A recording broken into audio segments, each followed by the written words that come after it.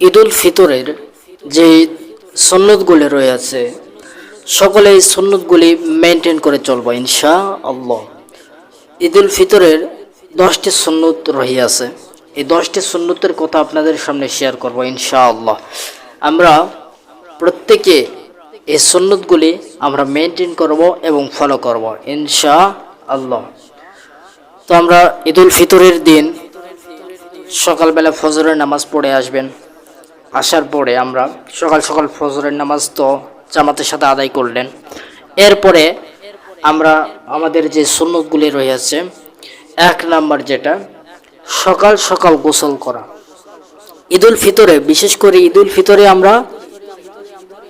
আমরা যেই সুন্নত, যে 10টা সুন্নতগুলি রয়েছে এর মধ্যে 1 নাম্বার যেটা সকাল সকাল গোসল করা। সকাল সকাল কি করা? গোসল করা। আমরা সকাল সকাল গোসল করব ইনশাআল্লাহ। 1 নাম্বার গেল। 2 নাম্বার মেসওয়াক করা। মেসওয়াক করবেন ইনশাআল্লাহ। পারবো তো ইনশাআল্লাহ ভাই? ইনশাআল্লাহ। 3 নাম্বার যেটা সুন্দর ও পরিষ্কার পোশাক পরিধান পড়তে হবে। সুন্দর পোশাক গায়ে দিবেন।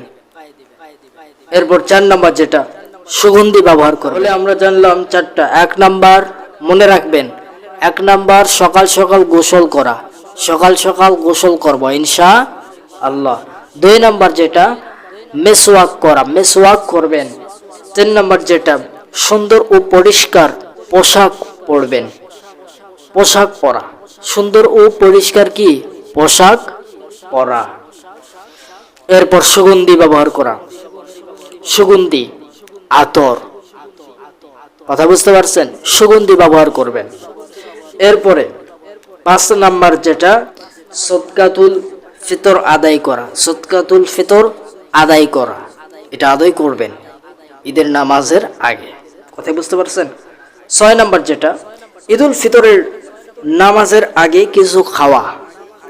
এটা ঈদুল ফিতর, যেটা ঈদুল ফিতর যদি হয় সেই ক্ষেত্রে নামাজের আগে কিছু খেতে হবে। আর ঈদুল আজহার ক্ষেত্রে নামাজের পরে, নামাজের আগে না, নামাজের পরে খাইবেন। কথা বুঝতে পারছেন? আর ঈদের নামাজে যাবেন, যাবার সময় তাকবীর পড়তে পড়তে যাবেন। তাকবীর পড়তে পড়তে যাবেন। 8 নাম্বার যেটা তাকবীর পড়তে পড়তে যাবেন। আল্লাহু আকবার, আল্লাহু আকবার, লা ইলাহা ইল্লাল্লাহ, আল্লাহু আকবার ওয়ালিল্লাহিল হামদ, এটা পড়তে পড়তে যাবেন। কথা বুঝতে পারছেন? এরপরে আমরা 9 নাম্বার যে সুন্নতটি খেয়াল করব, যেটা হচ্ছে এই 9 নাম্বারে যেটা বোঝানো হচ্ছে, এক রাস্তা দিয়ে যাওয়া, অন্য রাস্তা দিয়ে আসা।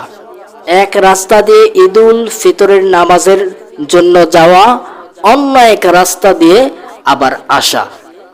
এরকম এই সুন্নতগুলি মানতেন রাসূল সাল্লাল্লাহু আলাইহি সাল্লাম। রাসূল সাল্লাল্লাহু আলাইহি সাল্লাম যখন ঈদুল ফিতরের নামাজ আদায় করতে যান, তখন এক রাস্তা দিয়ে যায়, অন্য রাস্তা দিয়ে আবার আসে। কথা বুঝতে পারছেন? এই সুন্নতটা আমরা সকলে ফলো করব ইনশাআল্লাহ। এরপরে 10 নম্বর যেটা ঈদের শুভেচ্ছা বিনিময় করা।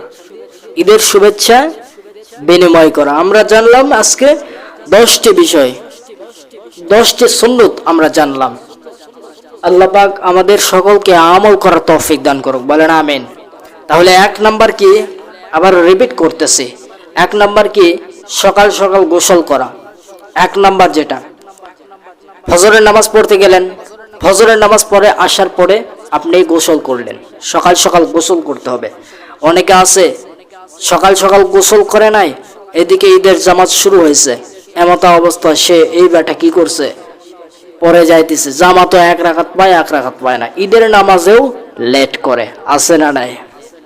তো মূলত অনেকে আবার বলে যে এরা কি, এই বেটারা বউয়ের সাথে কি পেঁয়াজ রসুন ছিল নাকি?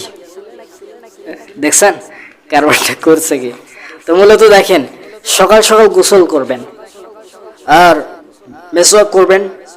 এরপর 3 নাম্বার যেটা সুন্দর পোশাক পরবেন। সুন্দর পোশাক পড়তে হবে। সুন্নত যেটা, এটা তো আর ফরজ না বেটা। 4 নম্বর সুগন্ধি ব্যবহার করা, সুগন্ধি ব্যবহার করবেন। 5 নম্বর সদকাতুল ফিতর আদায় করা, সদকাতুল ফিতর আদায় করতে হবে। 6 নম্বর যেটা ঈদুল ফিতরের নামাজের আগে কিছু খাওয়া, ঈদুল ফিতরের নামাজের আগে কি কিছু খাওয়া। আর ঈদুল আজহার ক্ষেত্রে দেখেন, ঈদুল ফিতরের ক্ষেত্রে নামাজের আগে কিছু খাওয়া, ঈদুল আজহার ক্ষেত্রে নামাজের পরে খাওয়া, ঈদের নামাজের কি পরে খাওয়া, এটা আজহার ক্ষেত্রে, ঈদুল আজহার ক্ষেত্রে। আর ঈদুল ফিতরের ক্ষেত্রে আগে খাওয়া। কথা বুঝতে পারছেন? কিছু খেজুর, মিষ্টি কিছু খেজুর এটা খেয়ে গেলেন, বা লাচ্চা মিষ্টি কিছু স্বাভাবিক এটা খেয়ে গেলেন। এরপর 8 নম্বর তাকবীর পড়তে পড়তে যাওয়া, তাকবীর পড়তে পড়তে যাওয়া। 9 নম্বর এক রাস্তা দিয়ে যাওয়া, অন্য রাস্তা দিয়ে আসা। 10 নম্বর ঈদের শুভেচ্ছা বিনিময় করা। আল্লাহ রাব্বুল আলামিন সকলকে আমলে নেওয়ার তৌফিক দান করুক, বলেন আমিন।